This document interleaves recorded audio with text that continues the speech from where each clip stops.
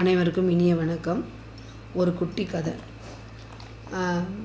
ஒரு குருவி அதோடைய கூடு வீணாக போனதால் அங்கே இருக்கக்கூடிய மிகப்பெரிய மரம் கிட்ட உதவி கேட்குது.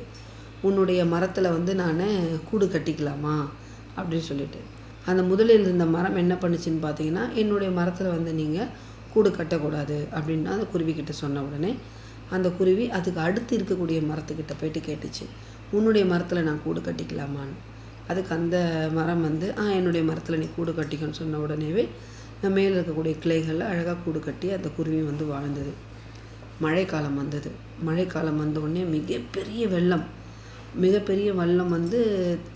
தண்ணீர் சில நாள் அப்படியே அங்கே தேங்கி இருந்ததால் முதல்ல போயிட்டு இந்த குருவி உதவி கேட்ட அந்த மரம் அந்த வெள்ளத்தில் அழுகி கீழே உடஞ்சி விழுந்து அப்படியே தண்ணியோடு அடிச்சிட்டு போச்சு.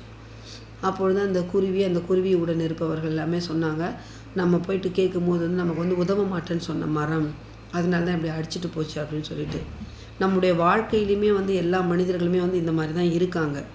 ஆனால் அந்த அடித்து கொண்டு போன அந்த மரம் என்ன மனதில் நிலைத்ததுன்னா, என்னுடைய வேர்கள் அழுகி போச்சு, பலம் இழந்து போச்சுன்னு எனக்கு தெரியும், என்னுடைய வயதும் எனக்கு அதிகமாகிவிட்டதுன்னு தெரியும், என்னுடைய மரத்தில் நான் உனக்கு தங்க இடம் கொடுத்து நாளைக்கு உனக்கும் ஒரு பேராபத்து வரக்கூடாதுன்ற காரணத்தால் மட்டும்தான் நான் தங்கக்கூடாதுன்னு சொன்னேன் அப்படின்னு சொல்லிட்டு அந்த மரம் தன் மனதுக்குள்ளே அந்த வருத்தத்தை நினச்சிட்டே போச்சேன். பரவாயில்ல, நம்மளை யார் என்ன பேசினாலும் பரவாயில்ல, நீ அடுத்த மரத்தில் நல்லா இருக்கியா அப்படின்ட்டு நினச்சிட்டே அந்த மரம் போனதாக இந்த கதையை முடிக்கிறாங்க.